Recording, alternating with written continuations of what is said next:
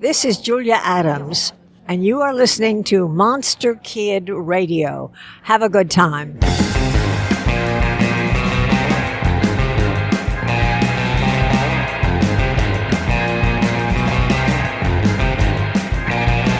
We're opening episode 405 of Monster Kid Radio with a song from the band Lost Culture. The song is called Purple Waves and is from their self-titled album, which you can find at lostculturenj.bandcamp.com. The NJ stands for New Jersey, because that's where they're from. They're from Asbury Park, New Jersey. You can check them out on Bandcamp, on Facebook, or do a search for the hashtag your favorite hunk rock band, or you can even see them in concert. We've got a couple shows coming up in February. I'll talk about that here in a second. Let's talk about the podcast you're listening to right now. It's Monster Kid Radio, the podcast devoted to the classic and sometimes not so classic genre cinema of yesteryear. I am your host, writer, producer, Derek M. Cook, and I want to welcome you to the show that's been going for over 400 episodes. And you know, when I look at all the episodes that I've got, the numbers that we've hit, that sort of thing, I look back at some of the earlier shows, and way back, with episodes number 77 and 78, we had somebody on the show by the name of Dennis Vincent. Dennis is a filmmaker, and back then he was working on a movie, a remake of a John Agar film. Well, life happens. Things change. That movie, well, I'll tell you about it because I've got him on the show this week to talk about his new movie, the one that is available for you to see right now. It's called Rage of the Mummy. He's going to tell us all about it.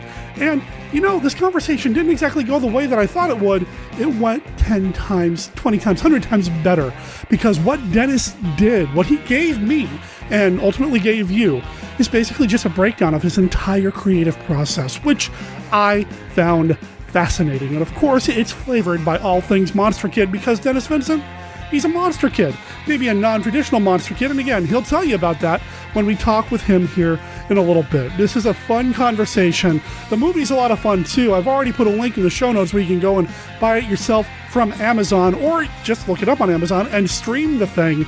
It's there for you as well. If you're a member of Amazon Prime, you can stream it for free. You know, it's a fun ride. And of course, I love me my Mummy movie. So Dennis is going to tell us all about that. Before we get to that though, I told you that Lost Culture's got some shows coming up. I want to tell you that on April 4th, they're going to be playing with the Flying Theaters and the Bali Llamas at Little Buddy Hideaway in Asbury Park, New Jersey. Again, that's April 4th. And then on April 5th, for Surf Sunday, they're playing with Black Flamingos and Surfer Joe at Roxy and Duke's Roadhouse. And that's in Dunellen, New Jersey. I apologize to any Dunellenians. Is that right? Denizens of Dunellen, if I've mispronounced the name of your town, I'm sorry, but I didn't mispronounce the name of the band. Again, it's Lost Culture. They gave us permission to play their music. It's awesome. It's so much fun. You're going to hear this song at the end of the show in its entirety. But first, we've got to talk with Dennis Vincent, and that's coming up right after this.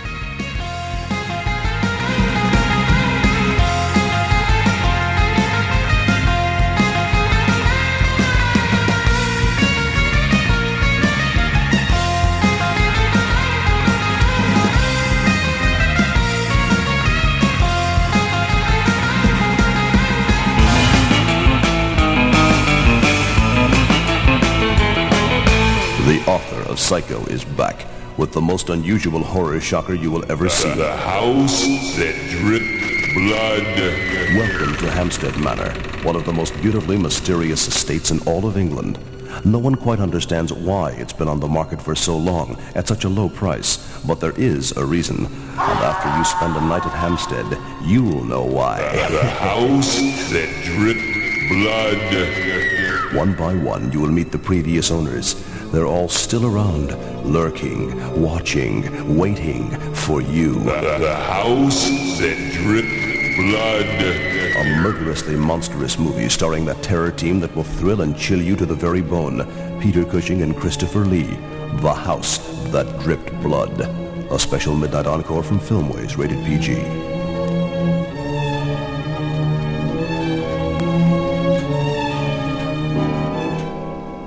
Mary, no! God, let go!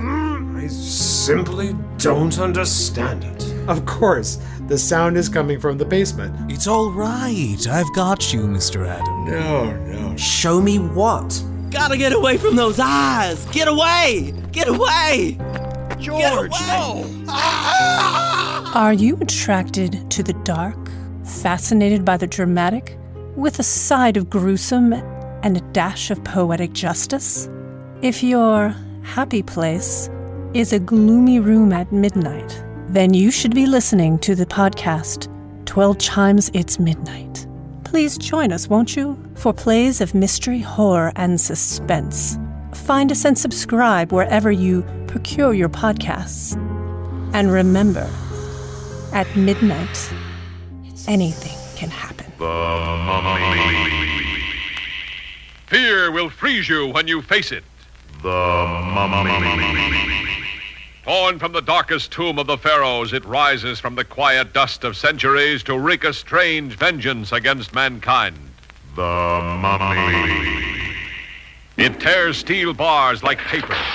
It snaps men's spines like matchsticks. It walks through bullets like a ghost. The Mummy. It sees without eyes. It lives without breath. Yet its desires are strangely, madly human. The motion picture screen's most shocking experience in suspense. In chilling Technicolor, The Mummy.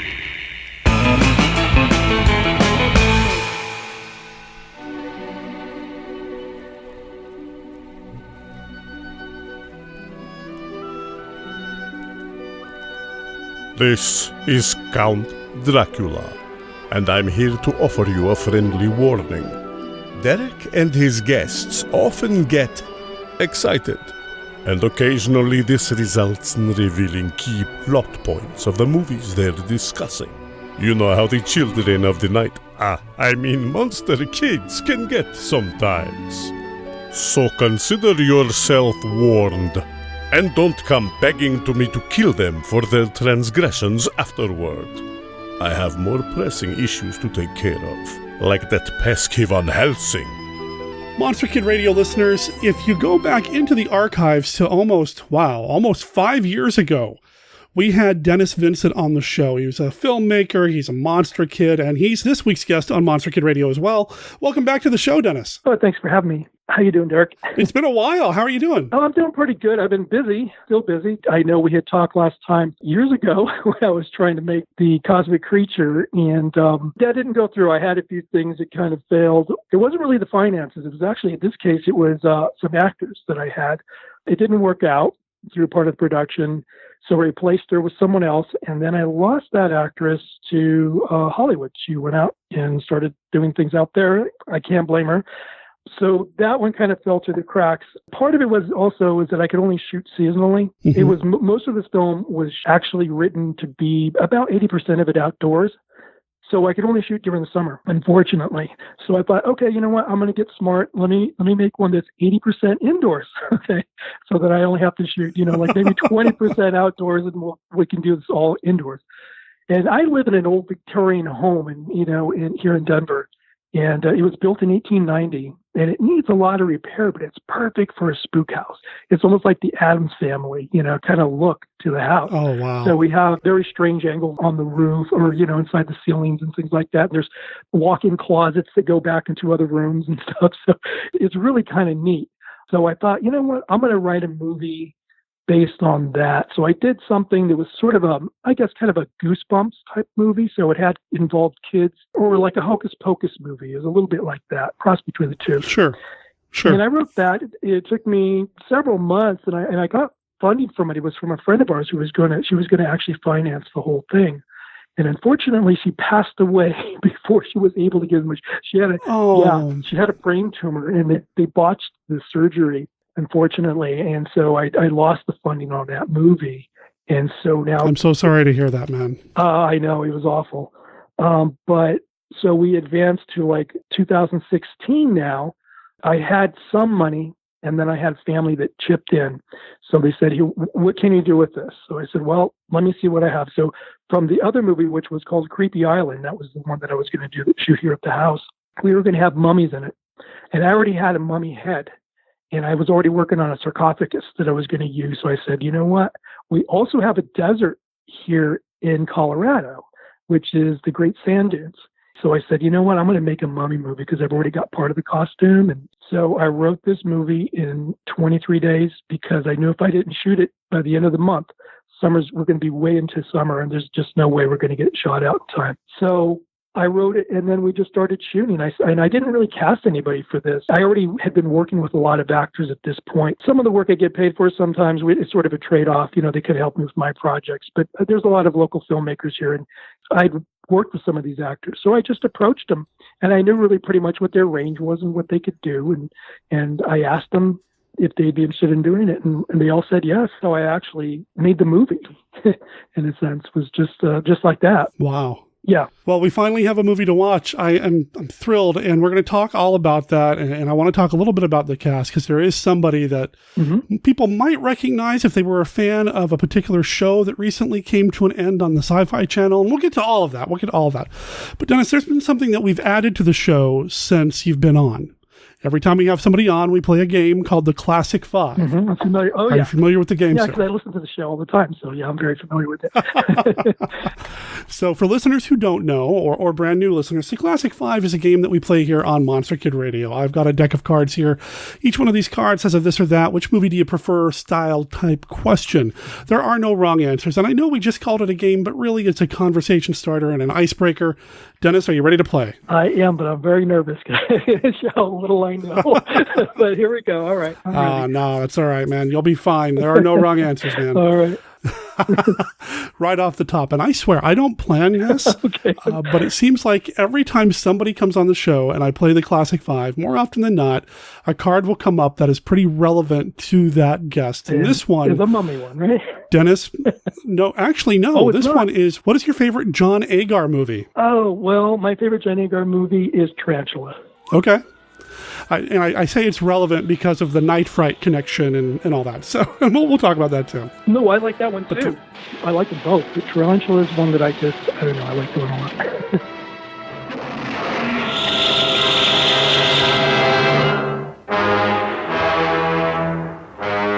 But what if circumstances were to magnify one of them in size and strength, took it out of its primitive world and turned it loose in ours? Then expect something that's fiercer, more cruel and deadly than anything that ever walked the earth. Even science was stunned.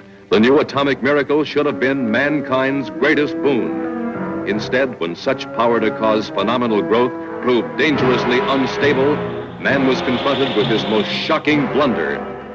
The isotope triggered our nutrient into a nightmare. A blunder that transformed a tiny insect into the 100-foot spider that was now ravaging the panic-stricken countryside. Oh, it's a fantastic film. All right, card number 2. What was the most recent monster movie that you've watched? The most recent? Let me see. I watched, I think, Night of the Bloody Apes. It's the Night of the Bloody Apes. Creatures born of madness. Half man, half beast, all horror.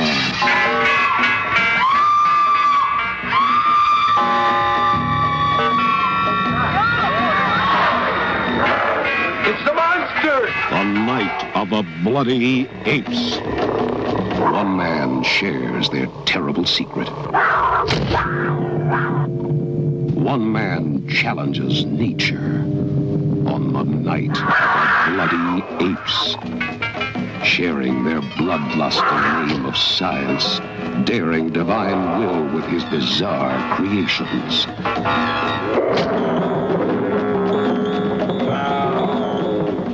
But a horrible half-beast, half-human. They strike again, and again, and again. The lust of a man in the body of a beast. What can stop them? What can appease them?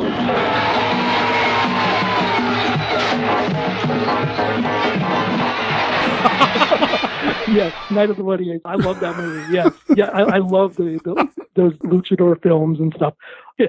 I lived in Mexico between 72 and 73 when I was 9. Oh, wow. And I actually saw Santos and the Blue Demon actually wrestle in the rings and stuff. And I actually seen some of those films actually in the theaters there. So yeah. Oh man. Yeah, it was fun. Oh, now I'm jealous. Now I'm really jealous. Okay. But I won't hold it against you. Here we go. All right, card number 3. All right. Actually, I still have the toys. No, actually, I'll tell you one thing. I still have the toys. They actually used to make these injection mold plastic toys of Santos and the Blue Demon and Dr. X and all these other ones. I still have those figures that I still carry with them. They used to paint them with like tester model kit paints, and all the kids did because that was like they were all into. That's pretty cool. So anyway, sorry to interrupt. No, that's fine. Super 7, it's a toy company that's been putting out retro style action figures. Has released a Blue Demon. A ton. Was there? I don't know if there's a Santa. I don't know who else was there, but I've seen the Blue Demon, and it's like a little old 3 3/4 inch style action figure. For the old Star Wars action figure size. Yeah, they're on my wish list. Okay. Yeah, these ones are articulated. They're just, like I said, injection mold and plastic. And oh, sure. You would get them. They're sort of like a flesh color, and then you would just paint them. But this is back in '72, so we're talking. I mean, I'm 56, so I'm an old guy now. So that was a while back. No, that's cool. Though. I really, super jealous. Okay, card number 3. Before I let my jealousy take over, who is your favorite giant monster, King Kong or Godzilla? Oh, King Kong for sure. Yeah. Yeah, I love King Kong. And I've seen some of the Godzillas, and I like those as well. But yeah, King Kong, man, that movie is so good. Wow. It's probably one of the top 5 favorite films. Yeah, King Kong for sure. It definitely transcends the genre. It is just such an amazing film from start to finish. So I agree with you. Fantastic. Although I love my Godzilla, but I think the film itself, King Kong. Yeah, for sure. All right, card number, 4. What 2 1940s monster movies would make a great double feature? Let's see if I have it right. The Wolfman and Son of Frankenstein. I think Son of Frankenstein was 39, but that's pretty darn close. 39? Okay. But you got 2 Bela Lugosi appearances, so. Yeah, and the reason I would like those together is just because those are my early childhood memories of films I watched with my father when I would watch creature features. Those 2 films I remember the most. The Wolfman, and that's why I think I like werewolves a lot, even now. But there was that one, and there was also like Son of Frankenstein I like because of the boy, the little kid, Donnie Donegan, where he's being led, around, with Frankenstein, and they're like friends. So I never got scared because I always liked that scene with them. I think those are like the movies that stand out the most to me. Besides Terror Island, that was another one that sticks out in my mind when I was a kid. But those 2 I think would make a good double feature just because of that sentimental reason. Okay. That works for me. Okay, final card. I'm going to stack the deck here, and I am going to ask, what's your favorite mummy movie? Okay, that one's easy for me. The Mummy Shroud, the Hammer horror film. Really? Yeah, I really like that one a lot. I also like, second to that would probably be Blood from the Mummy's Tomb with Valerie Leon, I think's her name. It doesn't have a mummy in it, but I think it's such a good movie. It's sort of a modern take. It's a very interesting film, but I like that one a lot too. And then, of course, I like all the ones with the Chaney in them. But those movies I like a lot. And I do like the Christopher Lee one, The Mummy. I do like that. It's really well done. The production is so good, but it just doesn't seem to hold my attention as much as the Mummy Shroud. And I like that because I like Michael Ripper a lot. Oh, man, I was going to say that's got the best Michael Ripper performance, I feel like. Yeah. So good. So good in that. And I never realized how good he was. He can play a tough guy, and he can play a very weak type person that, that kind of cowers under his boss and stuff. He's so good. Yeah. Michael Ripper. I really, really like him. And that's why I named one of the guys in my movie Tony Rippers. I named just as an homage to him because I really do like him a lot. But yeah. I love that you brought up some Hammer mummy movies because I love those as well. And if you've been listening to the show, and listeners know, I love my mummy movies. I love mummy films. There's just something about a mummy movie that just gets me going. It just really excites me and makes me want to sit and watch. And it doesn't matter where it's from, who made it, or whatever. I mean, it's a bonus when they're good movies. But, I'll watch a mummy movie. Just put it in front of me and I'll put it in. They're a lot of fun. And I've seen others. I can't remember the titles off the top of my head. But the ones that really stand out for me are those. I really like the Mummy Shroud. I never tire of watching that. I can just watch it over and over and over again. I just like the look. Cause they're making it from, I guess it's supposed to take place in the 1920s is when that although it was made, I think, in the 60s, 68, I think it was made. But around then, yeah. Yeah, it was around that time period. But I just like everything about that movie. I just like it. So that's my favorite one. I like everything about it too, including the tagline, "Beware the beat of the cloth-wrapped feet." I mean, come on. Yeah. Come on. Yeah, it's just a perfect one for me. And there's a lot of action in it. It doesn't slow down. I just think it's perfect. Well, we've kind of transitioned from playing the Classic Five, which was a lot of fun, to talking about mummy movies. Uh-huh. How long have you loved or been enamored by mummy films? I mean, is it something that you grew up loving, or did you discover them later? Actually, yeah. Now, see, I didn't get into monster movies or even movies all that much. I went to movies when I was a kid. My parents would take me to the drive-in, and we'd watch everything. I remember seeing Planet of the Apes when all those series came out when I was a kid. This is when they used to take the kids and they would put them in pajamas, and we'd sit in the back of the car, and we got to see all the spaghetti westerns, and so I grew up watching those as a kid. But I was more of a kid that spent most of my time outdoors as a teenager and as a younger kid. I didn't really watch a lot of film or even TV.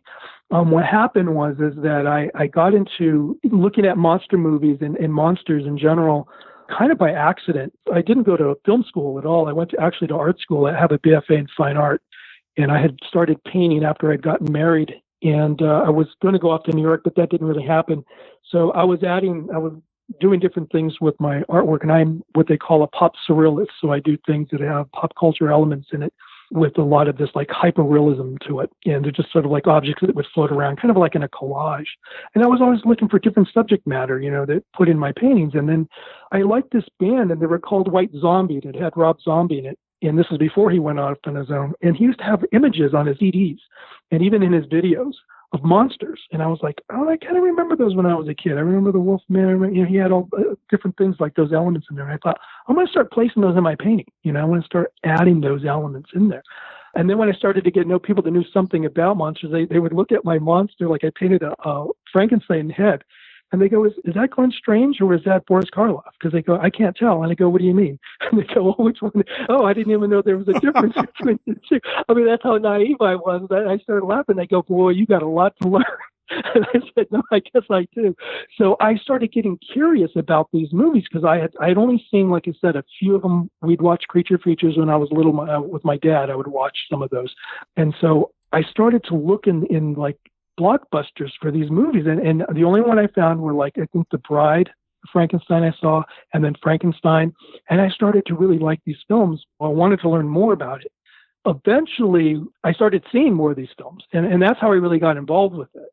What happened was there was a guy who was showing these films at a local theater because I couldn't find a lot of them, that I was looking for. I'd go into Blockbusters, they didn't have anything. So he started showing a lot of them, and he had this museum, and he had monsters in there in these museums. So he had Frankenstein and the Wolfman and all these. At that time that I had met him, I started seeing a lot of these films that he was showing. What I wanted to do before that was I was going to make instructional art video because I thought, well, that's what I'll do. So I started getting like video cameras, and I started shooting artists doing things. But then when I met him and he had this museum, I thought, well, you know what? I'm going to hone my skills on learning how to maybe make a 20-minute documentary on his museum. Well, eventually I found doing these instructional art videos really boring, but I found the museum and the monsters more interesting. So I just dropped that and I said, forget it. I'm just going to do, it turned out to, for 20 minutes, it went to 2 hours. This documentary turned into a 2-hour documentary. So he knew Sarah Karloff. So we got interviews with Sarah Karloff and Ron Chaney, and we got interviews with Bela Lugosi Jr., and then the list goes on. But we put all of that into the mix and created this documentary based on the museum and the people that supported that museum. And that's how I ended up getting into this monsterdom, this monster thing. We had Dick Smith. We had several. We shot a lot of things on Dick Smith, actually. We didn't get it all in there because I think we had probably the most comprehensive interview with Dick Smith at that point. He actually lived not too far. I had lived in Bristol, Connecticut. And Dick Smith lived in Bradford, Connecticut, which was close to New Haven, so it was only about 40 minutes away. So we saw him, and we did interviews there with that and put the whole thing together, and that's how I ended up with the first documentary. And then we went in from there into the Aurora Monster model kits. But in that time, I started seeing a lot of these films, and I started getting familiar with monsters, and I really just loved the genre. But I don't know everything. There's still movies that I see that are brand new to me, and people are surprised. You haven't seen that? I said, no, I haven't.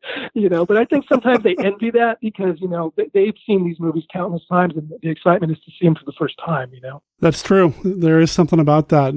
So that's kind of how I got into it. So I'm a newcomer really to this, but I really love it. And part of the thing is that I don't really learn too much just because I'm spending so much time, trying to get the films made. A lot of work goes into this.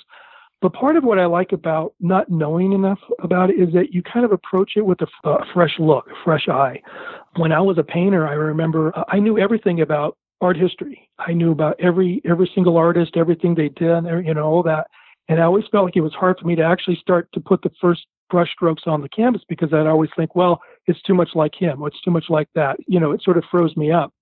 And so the fact that I don't know a lot about film is that I kind of approach it in a naive fashion. So I kind of create something new sometimes, or something that's different that they never would have thought to do.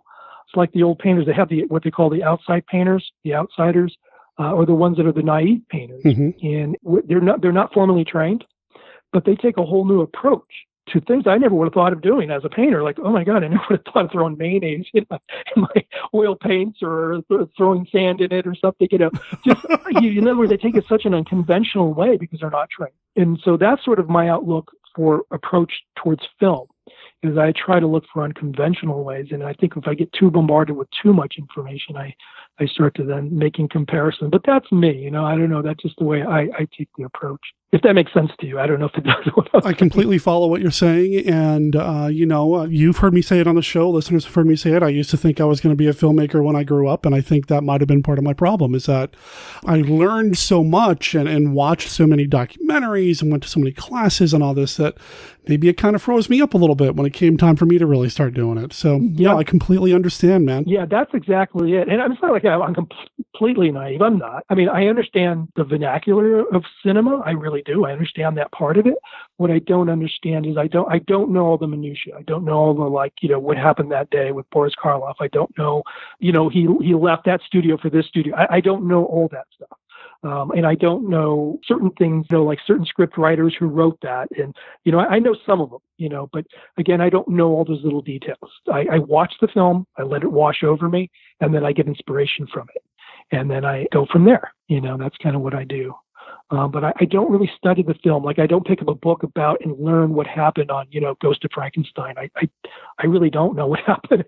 I just watch the movie, you know what I mean? And then I just take inspiration from it and do it that way. It would probably be good for me because what I do like, I will say about film, what I do like is I like looking at all the photos, the behind the scenes photos from the 40s and stuff. I want to see how they lit things. So anytime I can get a chance to see what kind of lighting they're using, how they actually set things up, or anything that gives me kind of clue to help me make my film closer to that, that's what I like to look at. And I collect a lot of those stuff, a lot of these behind the scenes photos, which I really like. And then I do hear the commentary, some of the documentaries you'll hear, like Tom Weaver will talk a lot. He'll do an interview like with the 50-foot woman, Yvette Vickers, he'll do this interview with her. And I'm learning stuff, I'm learning things because they're just talking about it and what they did. And I love that stuff. Well, there's no wrong way to enjoy a movie and to enjoy being a monster kid. And I mean, like you said, sometimes you can just sit down and let them wash over you. And that makes total sense. I totally understand what you're saying. I get it. I hear you. Yeah. There's a reason why you and I get along. So.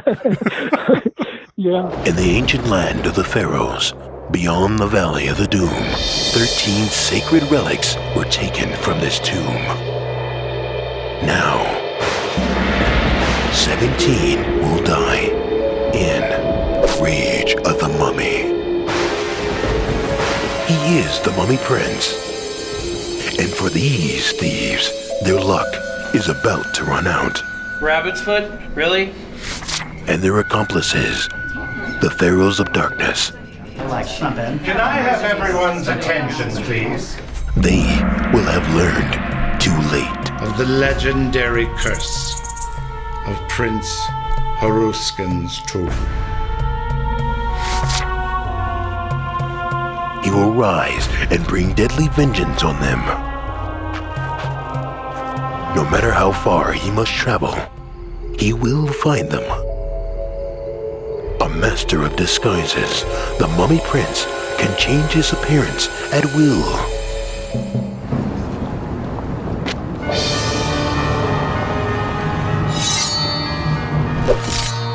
Nothing can stop him. And for Detectives Blake and Crawford, the body count is piling up. Blake. Yeah? Come take a look at this.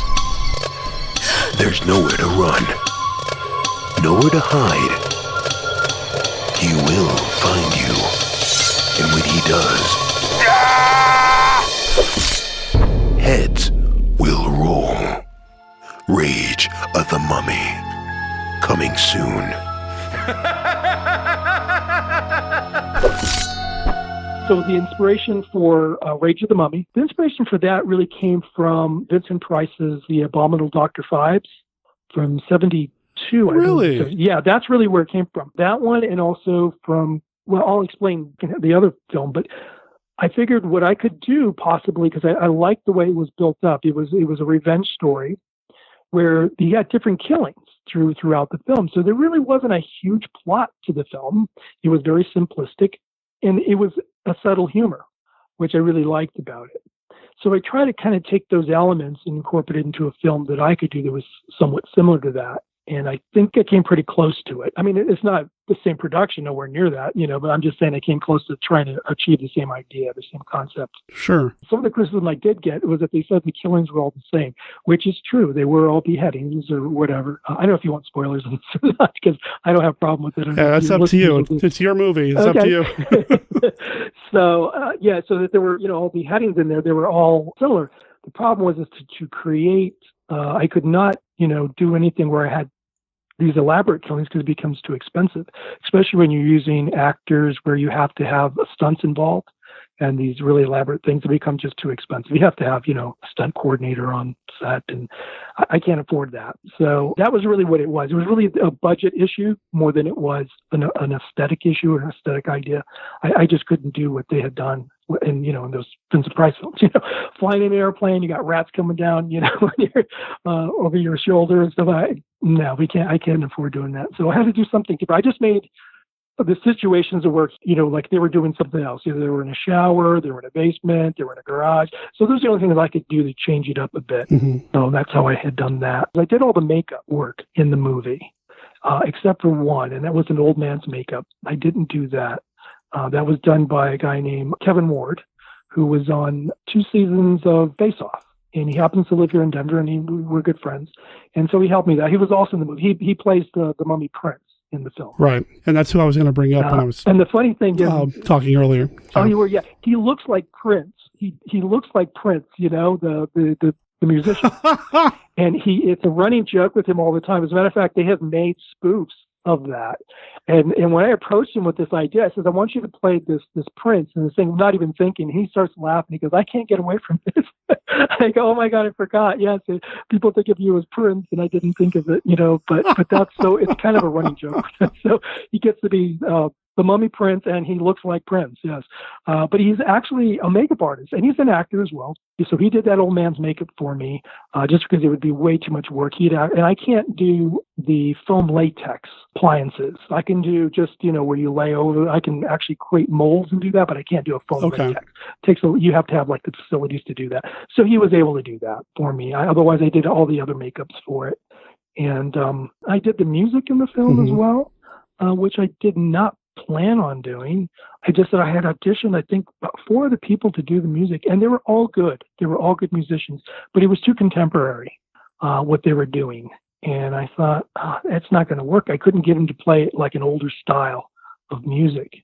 It was all done, in a very modern way where you have a lot of heavy percussion, rumbling, and, a lot of modern day stuff. And I just thought, it's not going to work with this movie. It's 2 different things.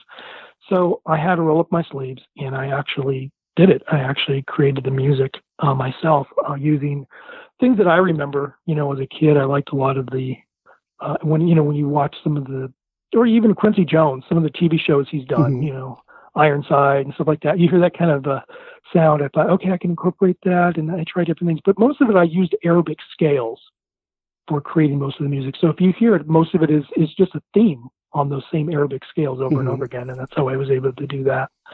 And just made it full sound. The hardest part for me was the orchestration.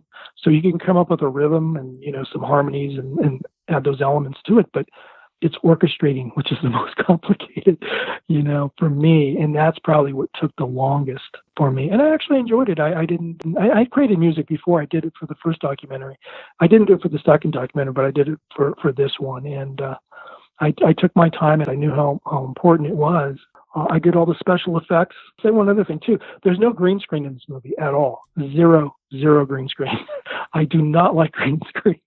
Okay.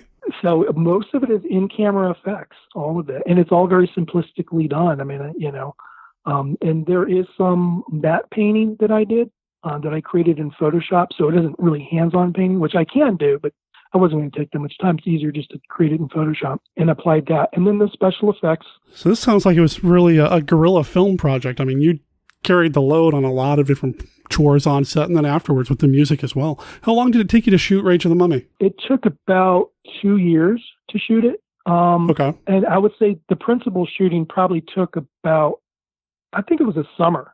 What took longer was me in the costume because I was the mummy.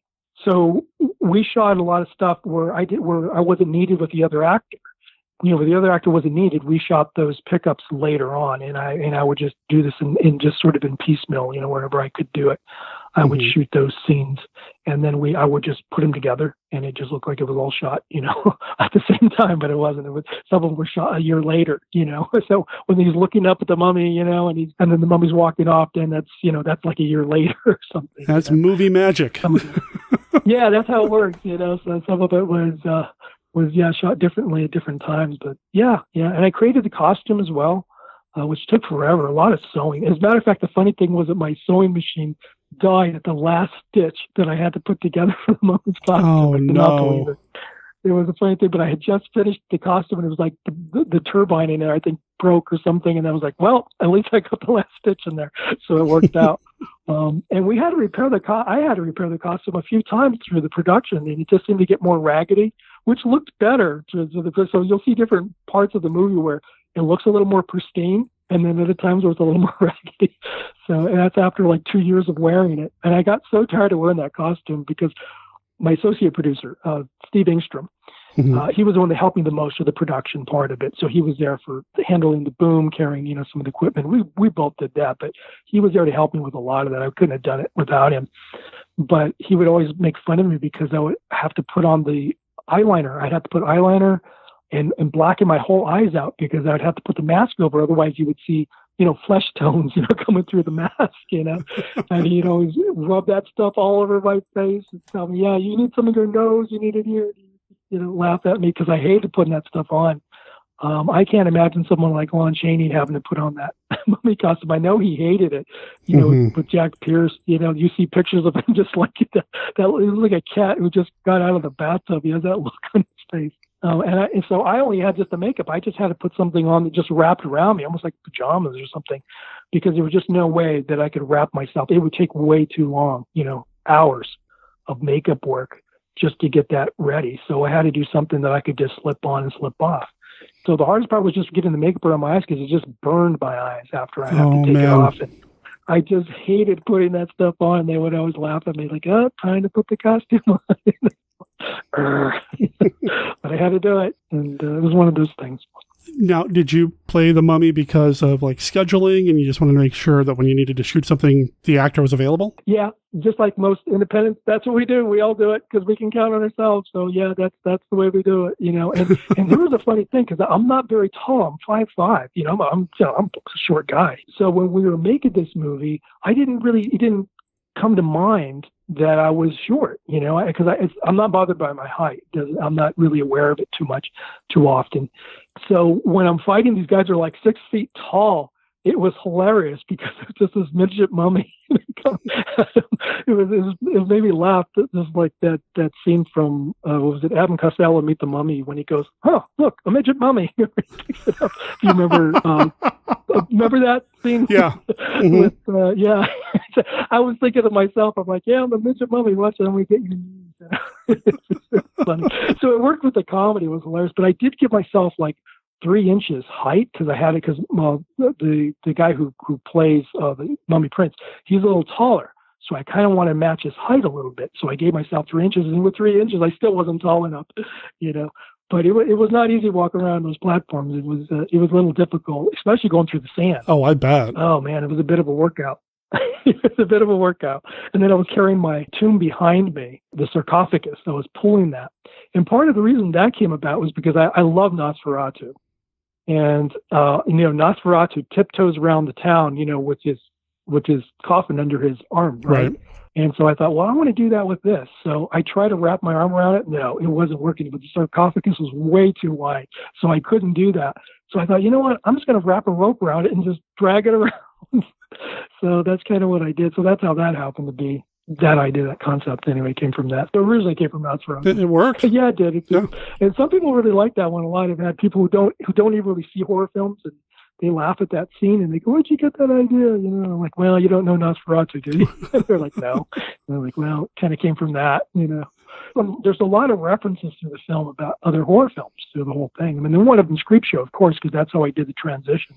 Mm-hmm. And the transitions of the animation of the cartoons came about because I couldn't afford an ambulance or a police car.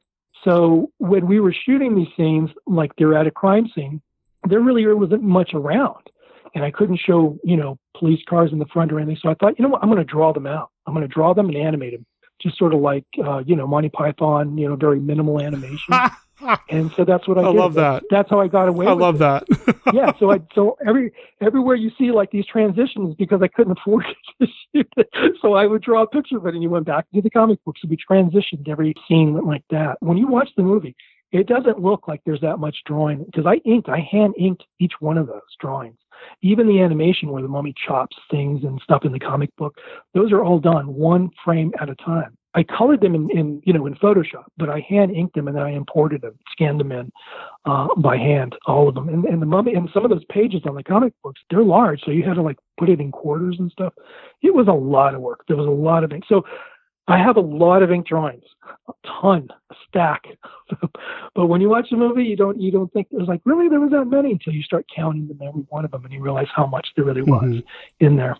And the same thing with the flashes where the guy's electrocuting the mummy, if you remember that scene. Those are all hand drawn. Every one of those electric are being hand drawing each one of those bolts of lightning all the way through. I don't remember how many frames I had. It was like 400 and some frames just for that. Wow.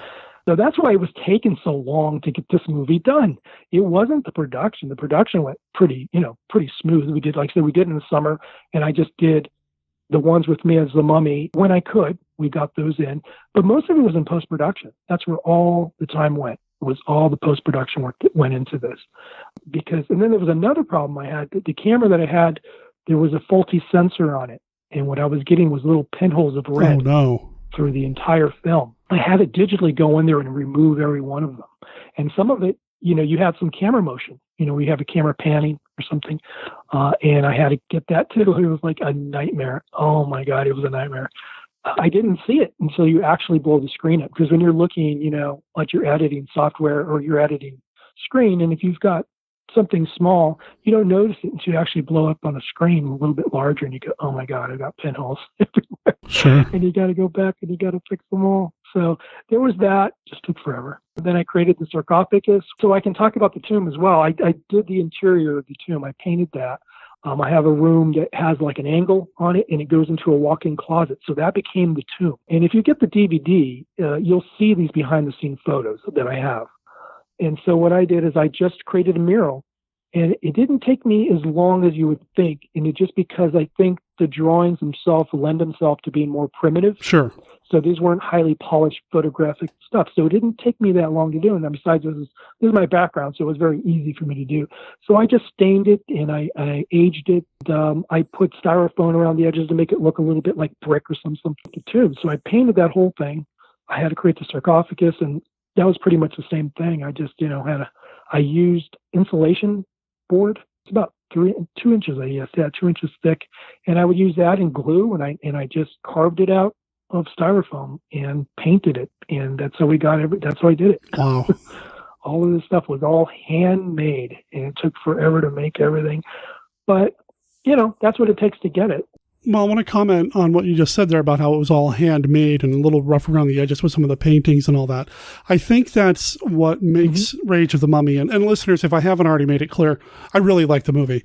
I think that's what makes Rage of the Mummy kind of fit with this whole Monster Kid, classic monster vibe, is that it is all handmade. It is all touched by human hands. It wasn't something that was done optically or digitally or whatever later. It was all done by a guy apparently painting up his room to make it look like a tomb. And that's just cool to know that you could actually walk into that set and see these things and not worry about whether or not they're going to put them in later in post. It just gives it a sense of reality that I feel like a movie like this needs, because, I mean, there are some moments that feel a little unreal, but the reality moments kind of anchor it and make it just a fun ride. I really enjoyed it. Yeah, and it was fun to make. I mean, don't get me wrong. It was hard work. I still, even today, I put in 12, 14-hour days, and people don't believe it till they actually sit and watch me do this. And they're like, oh, man, I would never do this. But, you have to kind of be a little bit of a madman, or eventually I turn you into one. But, I'm just so dedicated to doing it. I'm just, I just love working with my hands, and I like doing this kind of stuff. And I just didn't want to do, I have a lot of, friends, and they do great work. But it's all CGI. I mean, everything they're doing is green screen. They get people in costumes, many of them from cosplay and stuff. And, and they do stuff they do all this action in front of a green screen, and then they go and fill it in later. And there's nothing wrong with that. It's kind of the new vernacular now in film cinema. This is what kids are, like and enjoy. I'm still kind of old school. I want to do everything by hand. I want to be hands-on. I want to see whatever I can do in front of the camera, create that there and do it that way. For me, it feels more real to me. Even if it does look fake and everything, it just feels more real to me. And I really like the colors too. That was another thing I pushed. So the lighting was really important. I do a lot of lighting for people around here, and a lot of them they like just like a flat look, which I can do. We just put the lights up, it looks like a newsroom. And for me, that's uninteresting. It's flat, uninteresting lighting, and you see that a lot of times because of time. That's also another factor. When you shoot run and gun it, with a lot of these independents, because they just don't have the time to sit around and sculpt light and do that. But I was able to do that because I had the freedom in some locations. I got the time, so I'd bring in my old mold Richardson lighting, which I have, and I would sculpt the light. I'd flag it off a certain way, and I would create this depth to the whole look, and that's why it looks the way it does. And then I just saturated the color because I just love hammer films, and that's what I'm trying to emulate that. I don't have the equipment they have or the studios they have, but I'm doing the best I can with it and try to get it as close, as I can. I don't like films that have been desaturated, that kind of color grading that they add now, where it's kind of green or it's kind of bleached, that kind of a look, or it's bloomed.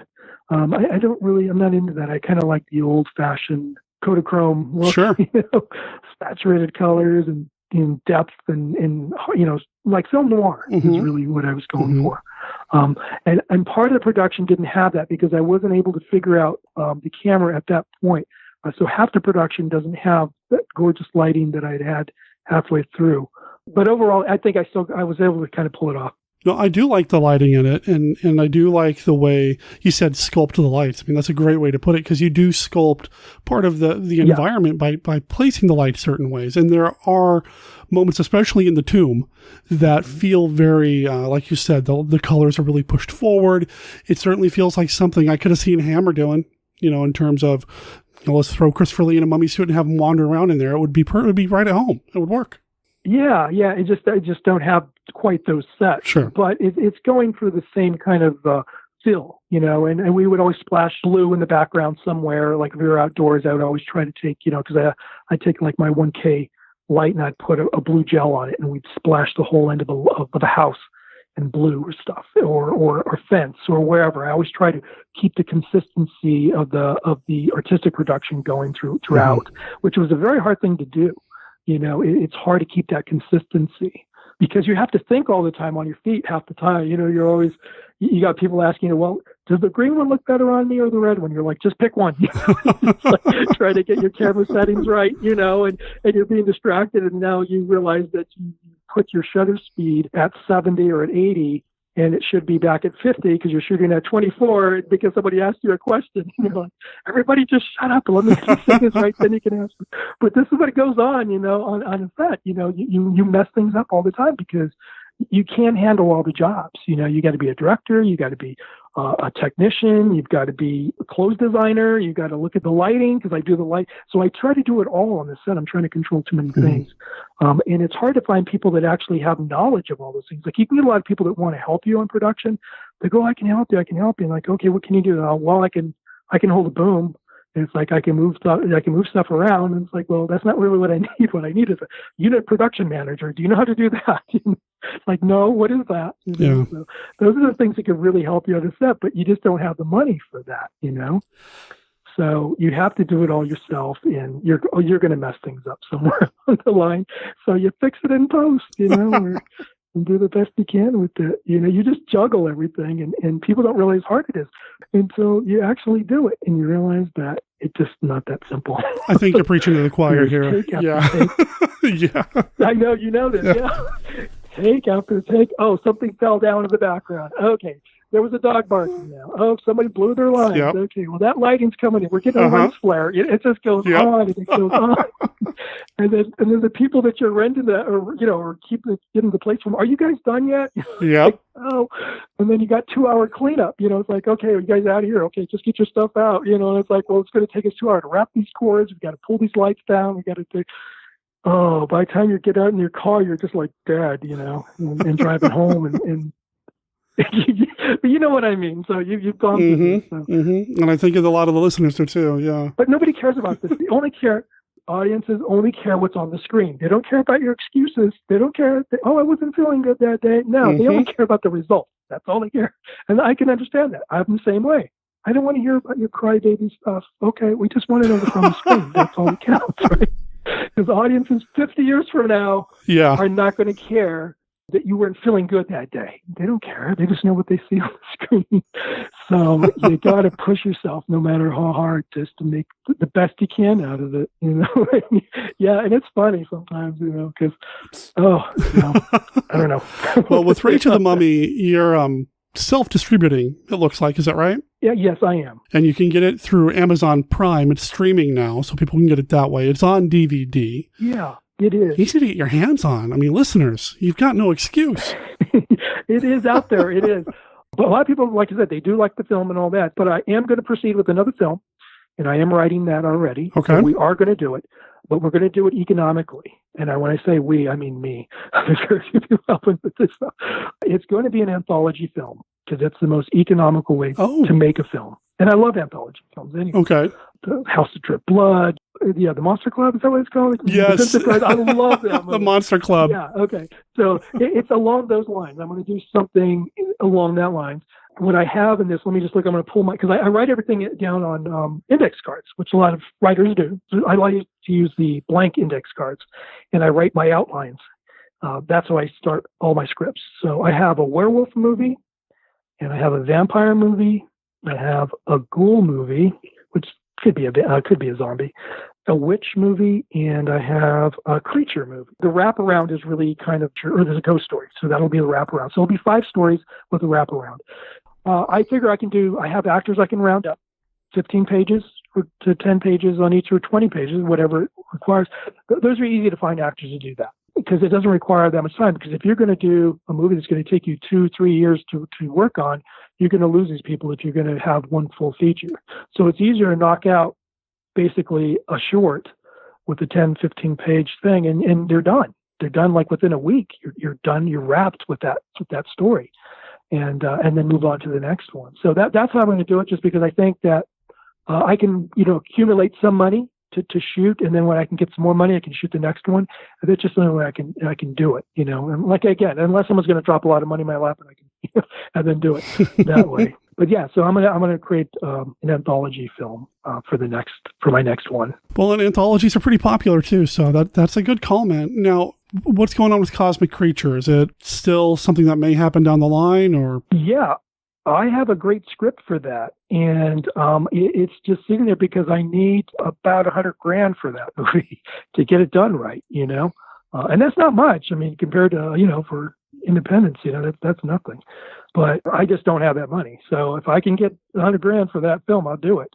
But I still have the costume. The costume looks great, and it's not going to hold up for too much longer. So I'm thinking of maybe putting it in my anthology film because the latex starts to get stiff after a while and start to break down. Right. And so, I mean, it still works. It's still doing okay. I mean, it's not, it's not falling apart or anything. It doesn't look like, like Rick Baker's The Werewolf of London thing. I've seen that actually at Bob Burns' house. That thing's falling. Oh my God! It looks like somebody pulled out a stuffed couch. His couch and sort of ripped it apart, really falling apart. Yeah, it doesn't. Yeah, it needs repair. I think he made another one for his gallery, but I saw the one that Bob Burns owns, which he owns the original one. And it's just cool to see it. I mean, because you're seeing the original one from the movie. Sure. So nice.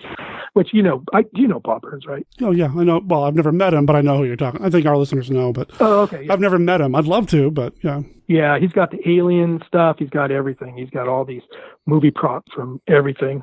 It's just so fun to go over there and actually see the stuff in the flesh, But anyway, so the cosmic creature, he's still around. I still see him, and he's in the back storage here, but I see him every day. And I got to use him. So at some point, but I really have him for this movie, and I would like to get it done, but it's just going to cost me too much money to get that done.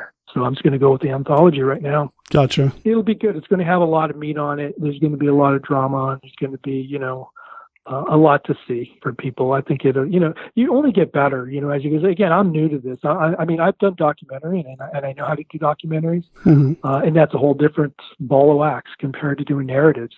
And narratives is very complicated. And I'm not saying documentaries aren't. I guess it depends on what kind of documentaries you're doing. But for the kind I did, these were sit-down interviews. That's basically what I did with those. And you do a lot of research, of course, because you have to research all these people, what they've done, and you got to put it in there and make some sense out of it. But when it comes to narrative, it's a whole different thing. You're dealing with a lot of people in the room. You have a lot of writing to do. There's a lot of lighting that you have to deal with. And company moves, from one place to another. You got to feed the crew. There's just so many elements, so many production duties that have to be done. And those are things that I was learning. And that's why I took a simple story like the Dr. Fives it's just a simple revenge story, because I knew I wouldn't have time to hold the actor's hands and try to get them through a scene, say, well, I need it to be more like this, or, you know what I mean? I just assumed that they knew their lines, they knew their blocking, and we improv some of it, and it worked really well.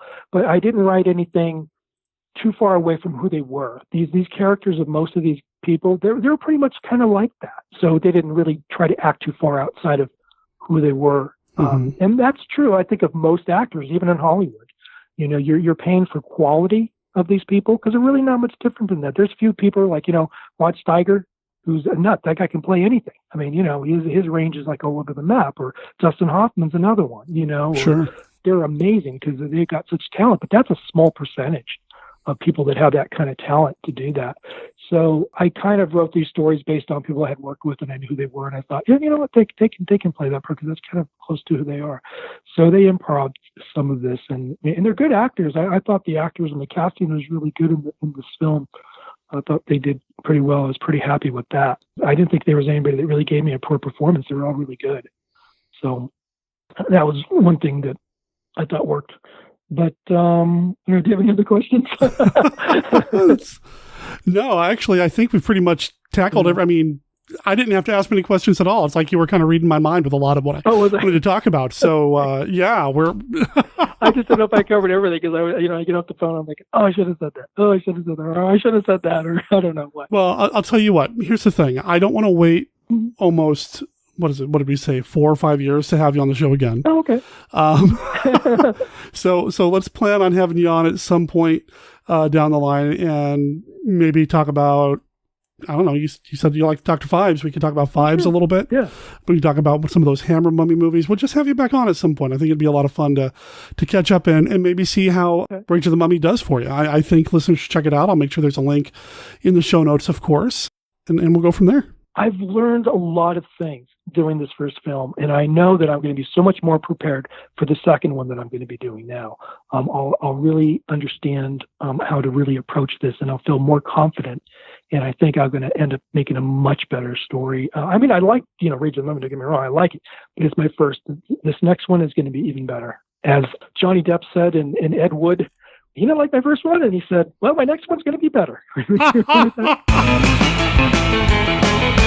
Rage of the Mummy has a Facebook page. I'll make sure there's a link in the show notes, as well as the aforementioned link to where you can go buy it on Amazon. And if you buy it through that Amazon link in the show notes, we get a little bit of a kickback on that because we're part of the affiliate program over there. Anyway, big thanks to Dennis for being part of the show. And I meant it, man. We are not going to wait another, 300 plus episodes to get you back on the show. You're a mummy aficionado, as am I. I'm sure we can find plenty to talk about the next time we have you on Monster Kid Radio. Thanks again, Dennis. You're the man, and good luck with Rage of the Mummy.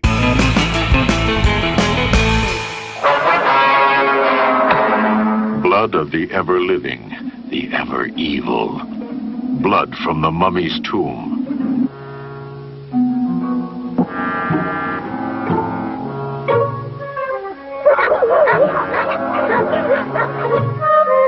From the dead past come powers too terrifying, too strange to be believed. You know who I am? And you're afraid, aren't you? Who is she, wearing the mummy's face?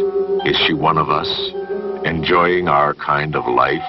Or is she the ever-living, the ever-evil?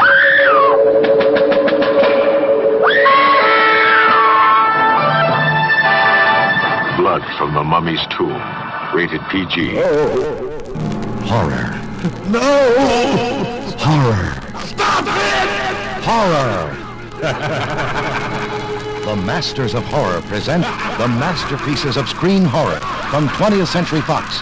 Frankenstein Created Woman and The Mummy's Shroud. Frankenstein. Now he has created his most diabolical horror. The ultimate in evil. A beautiful woman with the soul of the devil. Then, beware the beat of the cloth-wrapped feet. Beware the mummy's shroud. The ultimate in evil. The absolute in terror from the Shockmasters. Together in the same double shock show. Frankenstein Created Woman and the Mummy's Shroud in dripping color. I'm Thomas DJ, top professional. I'm Scott McGregor, talented amateur. And we'd like to invite you to join us for our journey through every adventure of the Avengers. No, not that Avengers. You won't find any tights, magic hammers, or fancy shields here. But you will find some supervillains and some hot women in tight leather, so there is that. And champagne. Oh, yeah, lots of champagne. With Umbrella, Charm, and Bowler, that other Avengers podcast, covering the seminal spy series that lasted from 1961 to 1969 on an episode-by-episode basis. Join us as we explore the television series that helped shape pop culture. I mean, an icon out of Diana Rigg, Honor Blackman, and Patrick Dean. With Umbrella, Charm, and Bowler. That other Avengers podcast, coming straight towards you every month. Only on the Two True Freaks Podcast Network.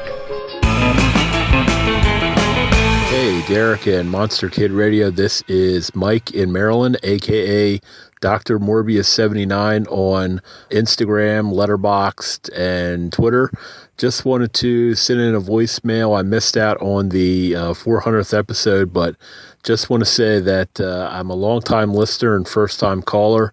I've enjoyed the show since it started years ago, and really something to look forward to every week on Thursday mornings for my commute into work. And I just want to tell you how much I appreciate the show, and really it's brought the movies to my attention that I probably would never have watched otherwise. The Kay Kaiser film with, was it Peter Lorre, Karloff, and Lugosi, You'll Find Out, which was one of my favorite first-time watches this past year, was something I probably never would have stumbled upon without Monster Kid Radio. Also, you know, getting into Dark Shadows here recently, really just listening to folks talk about it on the show. So just wanted to thank you and wish you well in the new year. And here's to another 400 episodes and beyond. Thanks. So I'm pretty sure that I have not played that voicemail on the show before. Okay. I'm a little behind on a lot of it. But if I have, it's great to hear from you again. If not, I'm glad you called in, man. It's awesome to hear from somebody who's been with the show for so long. You're probably glad he called in either way. Maybe you're so glad you played it twice. This is possible. It's very possible. Yes. Anyway, You'll Find Out is a wonderful film. I know a lot of aficionados of all things Karloff and Lugosi aren't really a big fan of that film, or at least don't put it very high on the list of some of their better collaborations, but I adore it. It's so much fun, and I keep meaning to go and watch more of the Kay Kaiser films. I just haven't done that yet, but I really want to because I'm kind of fascinated by the guy. Obviously not fascinated enough to make it a priority to watch his movies. So maybe different word. Moderately interested in the guy. Anyway, just Kay Kaiser seems cool. I think there's like 8-9 movies. None of them are as monster-ish as this one is, but I should go back and watch them. Anyway, I'm glad you liked it, man. And it's awesome to hear from you. So thank you for calling in. And thank you for Brenda joining the show. It's been a little while. You want to say some more so people remember what you sound like? Oh, hello. This is what I sound like. I'm wearing a lavalier mic. Yes. For some reason, it has made me nervous. Why? You don't have to... No, like I'm on TV or something. It's like, I can't even see it. You don't have to hold anything in your hand this time. I know. It makes me so nervous when we do that, too, because I always move too much, and then you're like, you moved the mic too much. And then it's all... I'm sorry. I bet that sounded awesome in everybody's ears. Yes. I'm sure.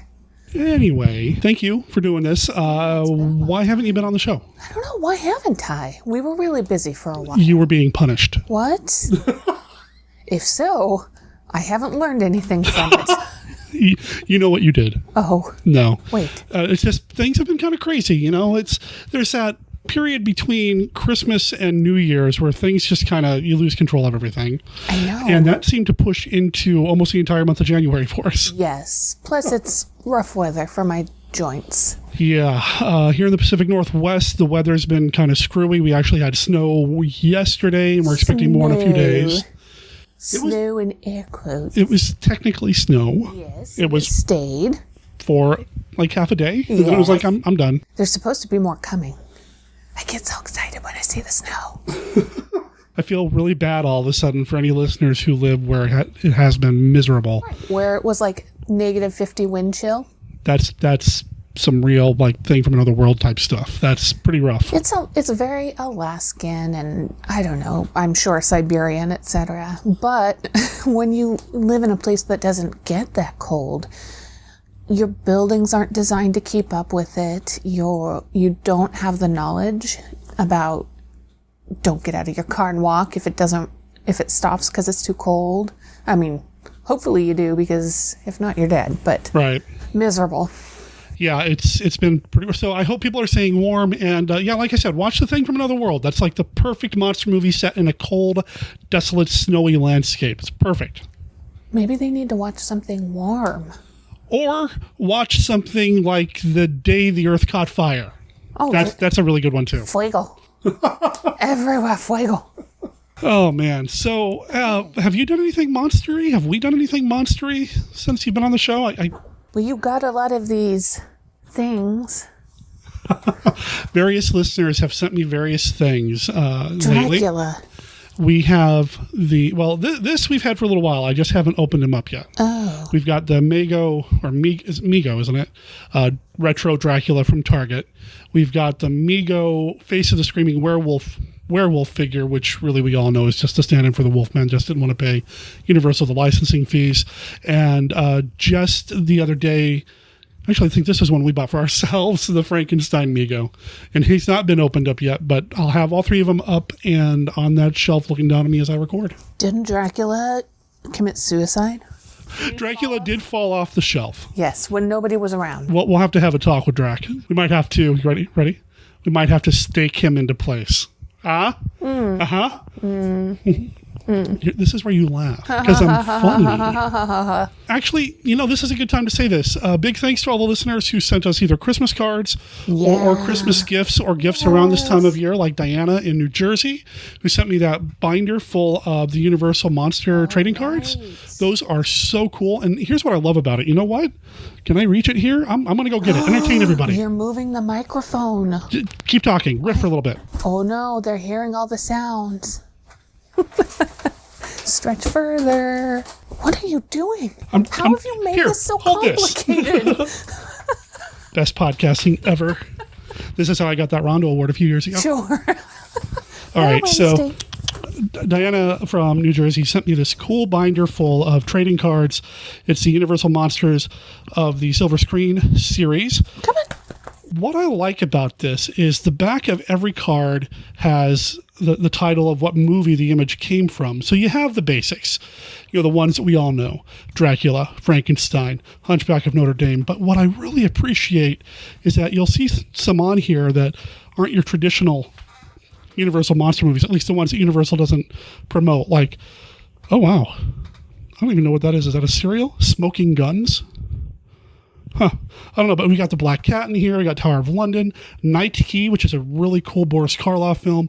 There's just some really neat movies in here represented that you don't normally see represented. The Man Who Reclaimed His Head. I don't even know what that is. Hey, movie ideas. Yeah, I mean, this is great. That's amazing. So she just slowly but surely collected those for you? I'm not sure where they came from, but I appreciate that they're here now. Yes. And then it was yesterday, I got a package from Japan. Oh. There he is right there. It's a King Joe figure. Now, here's the thing about getting things from Amazon. Sometimes they don't include a note saying who it's from. Right. And this came from Amazon Japan. So even if there was a note, I wouldn't have been able to read it. This is a vinyl figure of King Joe, who is a monster from the Ultraman series. Kind of a cool looking little monster, I think. He's a little awkward looking and all, but he's awesome. He looks like if you have the right kind of screws, you can unscrew his hips and his neck. You have to have the right ratchet for his neck, though. The kaiju in the Ultraman movies, you have to remember they were making a new kaiju monster every single week. So I think sometimes they just took a bodysuit and glued whatever they had around the house. Probably not that basic.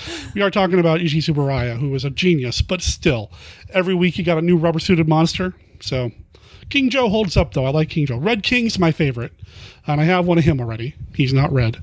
But now I've got a King Joe, which is cool. And also with this King Joe book the King Joe figure was a book that I think is either about Ultraman or Ultra Q. Yeah? It's all in Japanese. There are no pictures in it. Have you tried your Google Translate? I'm going to. I just haven't done it yet. But whoever sent that to me, thank you. It's awesome. Paul sent me the Face of the Screaming Werewolf figure, which was awesome. Just, I appreciate it. Steve has sent me stuff over. Just thank you. I just want to say thanks to everybody. And I'll say it again in November when we do a Thanksgiving episode. How about that? Well, maybe people don't send you things so that you give them shout outs. I just don't know that people want to listen. I just want people to know that I appreciate it. I know. I know. You're a good person. So I mentioned the Rondos a second ago. Okay. As of this recording, they are still, I believe, accepting suggestions for the official nominations or the nominees, a ballot. Mm-hmm. And you can go over to rondoaward.com and get into the forum there and post your recommendations, or you can email David Colton directly at taraco@aol.com. That's TARACO@aol.com, and let them know who you would like to see on the ballot for, say, like best website, best independent movie, best interview, best magazine. There is a multimedia podcast category, but what I'm pushing for, and I've mentioned this on the show before, there are nominations on the ballot every year for like Monster Kid Hall of Fame. Oh. And there's usually a few that get inducted every year. And I recommended that my friend and fellow podcaster and just amazing dude, Kyle Yount, be added to the Hall of Fame. And I already said this once before. I'm going to say it again. Kyle, this is his 10th year doing the Kaiju Cast. And it's coming to an end at the end of the year. Mm-hmm. He's bringing it to a close. He's going to keep doing Kaiju Cast style stuff, but the podcast itself, as it is right now, will be coming to an end. But Kyle isn't just a podcaster. He made a documentary about Godzilla, which was fantastic. It's available for free on YouTube, so go check that out. It was Rondo Award nominated. Feature length. So cool. He also organizes trips for fans to go to Japan and check out kaiju locations and visit other kaiju enthusiasts, including collectors and makers, and just, it's amazing. All the work that he puts into making kaiju fandom accessible to everybody is just fantastic. So if you haven't already done so, maybe consider emailing David and say, hey, how about calling out for Hall of Fame? So I'm just saying. He doesn't know that I'm doing this unless he's listened to the show, because I haven't really blabbed a lot about it on Facebook outside to a few people. Anyway, so that's happening. Yeah. You want to do we got one email here. All right. Hey, Derek. Hey. I'm just wrapping up the Lovecraftian Film Festival episode. Does it say Lovecraftian or Lovecraft? It says Lovecraftian. Now I feel like a jerk. You are. Okay. Just kidding. So, he's just wrapping up the Lovecraftian Film Festival episode, and I just wanted to say that the panels were fun and informative.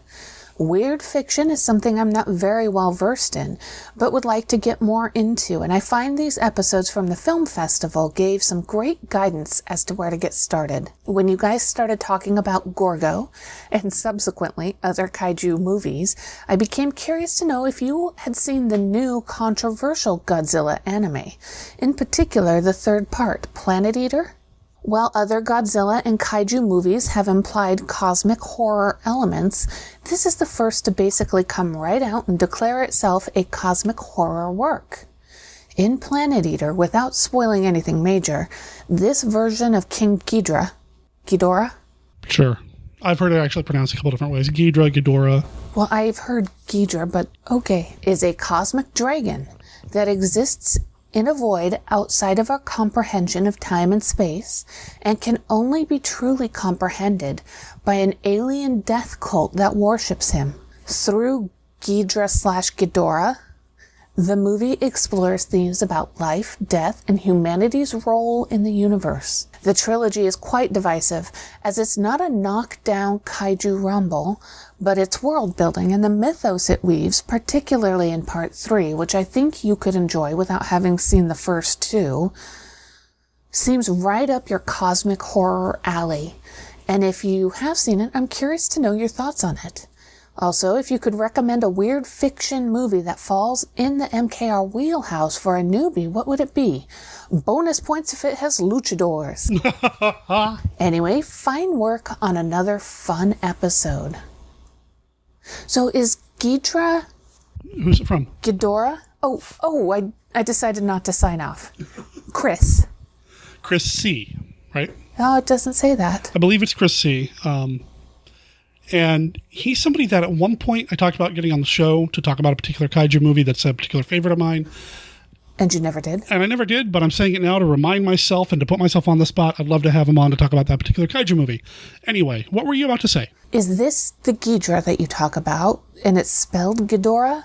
So we've got that ornament, the three-headed dragon ornament, right? Okay. That's King Ghidra, or Ghidorah. Okay, so I am... Okay. Yeah, it is that guy, and depending on which release, the Japanese or the American, it might be pronounced different ways. I believe here in America it was Ghidra, Ghidrah.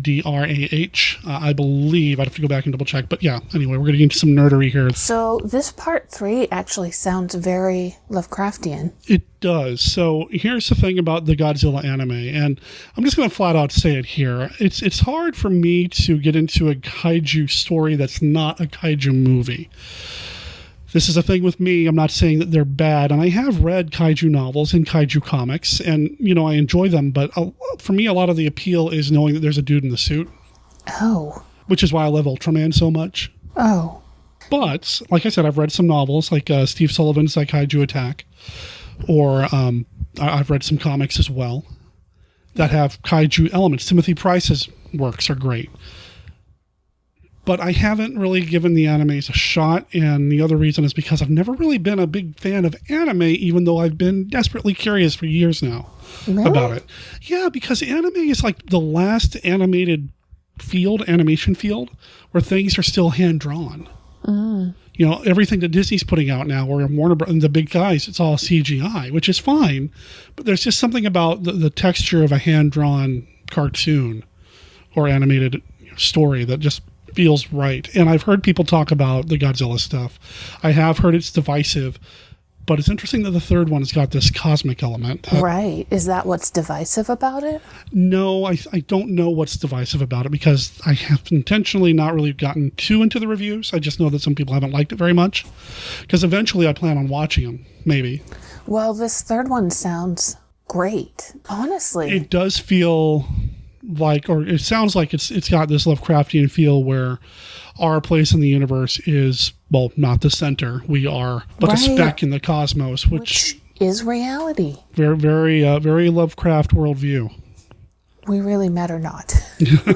I mean, we matter in our individual roles. Right. In the grand scheme of things, we are just little specks here. There are so many other things out there, and Lovecraft's point of view with a lot of his stuff is that if you think about the ant that you see on the sidewalk, it's not thinking about us. It's not thinking about anything other than what's in front of it. But we can see there is such a huge world around this ant, and this ant is just an ant and everything. Yeah. That is what we are to the universe. I find it kind of comforting because while we matter within our web and the world we build, in the grand scheme of things, that crappy thing that happened at work or that terrible pressure you're under is but not. It's a man-made, created stress and pressure that really, in the universe, doesn't matter. I'd appreciate if you wouldn't put me under so much pressure so I wouldn't feel that way. Why do you feel that way? Because you put me under pressure. Oh, don't worry. In the grand scheme of things, it matters not. I have thought that there are some Cthulhu-esque, Lovecraftian-esque themes in some of the Godzilla films, and certainly in some of the Ultraman. There's some there too. So yeah, I mean, I'll give the anime a shot. I mean, I'd like to. Well, the thing is that one of the things I don't like about luchador and a lot of kaiju is it is just about the big fights and the effects and the bing bang boom. And that to me isn't substance. That's not the most interesting part of a movie to me, people having to use physical intervention to solve the problems. And this, if it's world building... Yeah, most of the world's problems should actually be solved by dance battles and stuff. Yes, exactly. That's really what it should be. To be fair, the best kaiju movies, and I used to say this about the zombie stuff when we were doing the zombie podcast, the best kaiju stories or movies are movies that contain stories that aren't necessarily about the kaiju. Yes. The best stories are the ones that have the people element. And it's their stories that are interrupted by the kaiju. It's one of the reasons why I like Shin Godzilla so much. And that's not a guy in a suit, that's CGI. So, anyway, I felt like the story of the people with Shin Godzilla and what it was trying to say, apart from Godzilla, was fascinating. Right. The luchador stuff, well, I mean, it's a different bag, but I still love those two. I can't think of a luchador film that's like a weird fiction style film.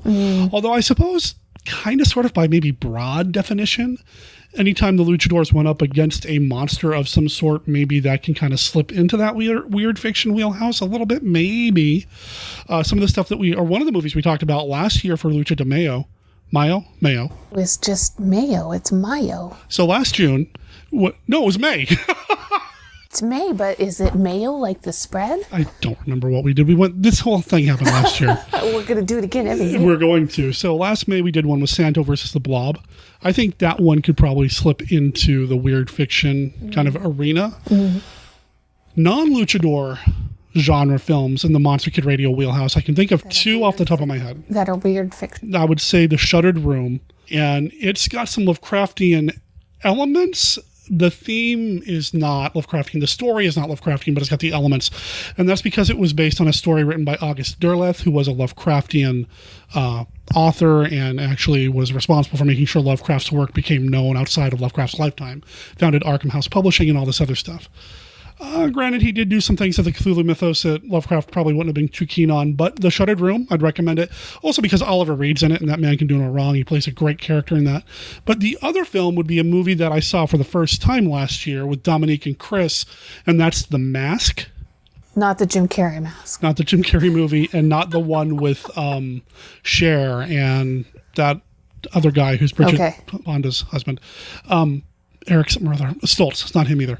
Anyway, The Mask, which is a Canadian supernatural monster movie, has a lot of things in it that you could maybe compare to The King in Yellow, which is an R.W. Chambers story, which Lovecraft drew inspiration from, and it definitely feels like it's part of that weird fiction tradition. So I would recommend those two.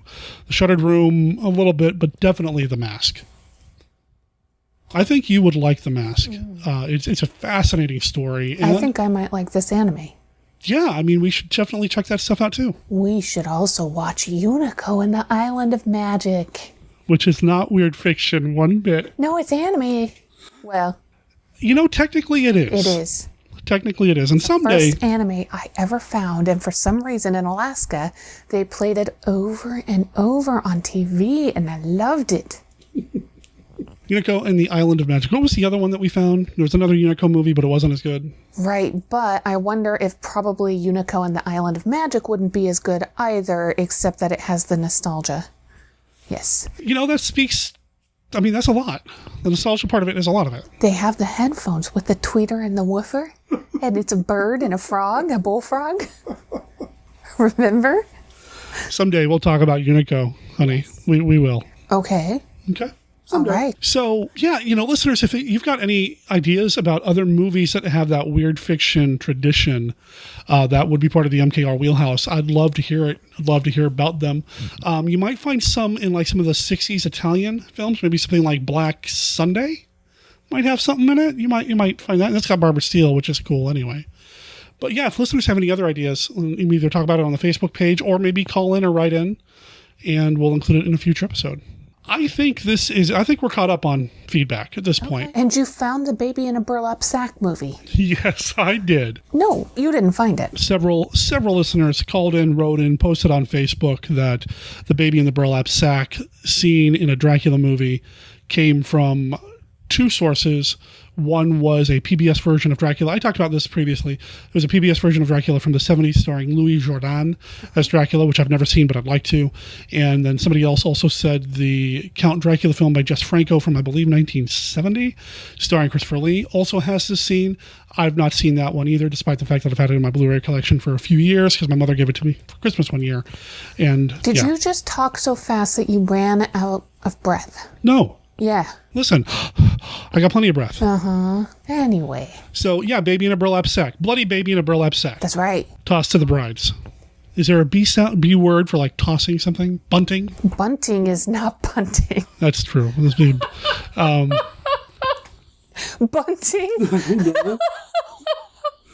Bloody Baby Burlap Sack bunting to the brides. Bunting is like decor. No. Well, to be fair, they might like that too.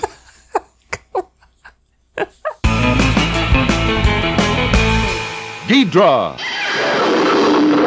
the three-headed monster, battles Godzilla, Mothra, and Rodan for the world. All new, all never to be forgotten. See Ghidra, the three-headed monster. Put the mask on now. Put the mask on now. Now, ladies and gentlemen, there is nothing wrong with the projection. But you can't share the shock until you have the miracle movie mask. At showings of this motion picture, each patron will receive his own miracle movie mask. Then, but let's watch the scene again. Then you will lift your mask as he lifts his, and you will look through it with him into the weirdest nightmare world that man has ever dreamed, or the screen has ever dared show. The new realm of horror that can only be seen through The Mask. Here to tell you more is the supreme authority on all things weird, initiate of the strange and mysterious, the world's greatest connoisseur and collector of masks, Mr. Jim Moran. I have seen wonders. I've traveled to the remotest corners of the globe, to dead cities, through savage jungles, to the inner sanctums of esoteric cults, the temples of exotic rituals, to tombs and caverns and palaces. The result, the most comprehensive collection of masks in the world.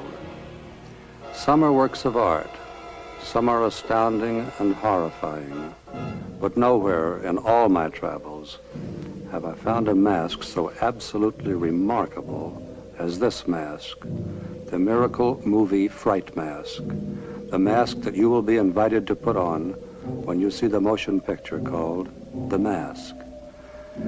This is the mask that will open your eyes to such things as man has never dared imagine. The mask that will make you part of the sensations of the most staggering experience of your life.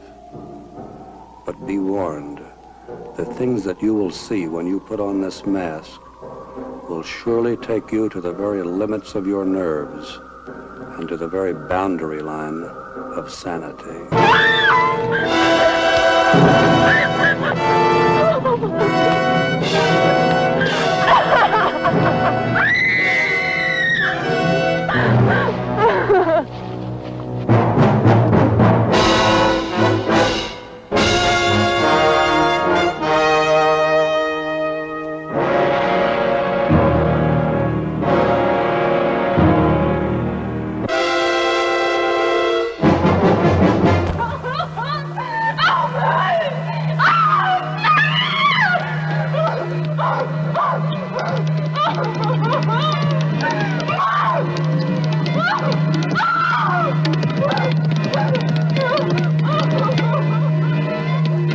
Some doors that should never be opened. One of them is the door to the shuttered room.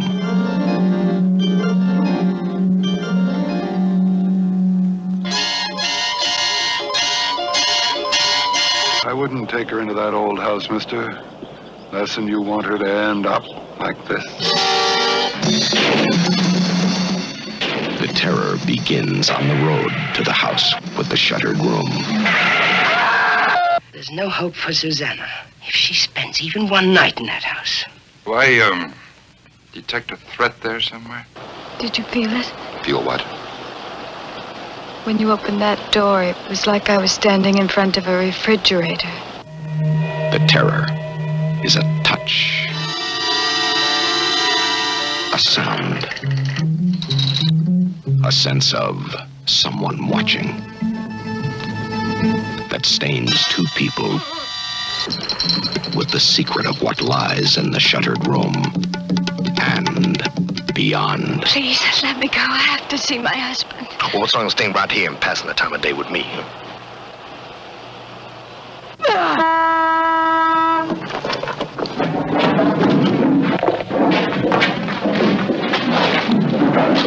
Hey, Chief. That sure is a lovely wife you got there. And you know, I hear tell she's just as pretty all over. You wouldn't happen to know what your wife's doing right now, would you? Hey, maybe Ethan knows what this guy's wife's doing. Or maybe this guy's wife knows what Ethan is doing. Because maybe they're doing the same thing together. Wait a minute. Let me help you.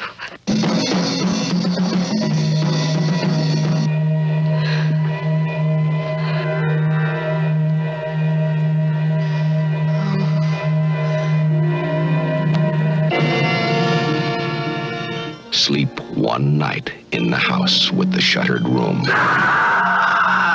and you may never want to sleep again.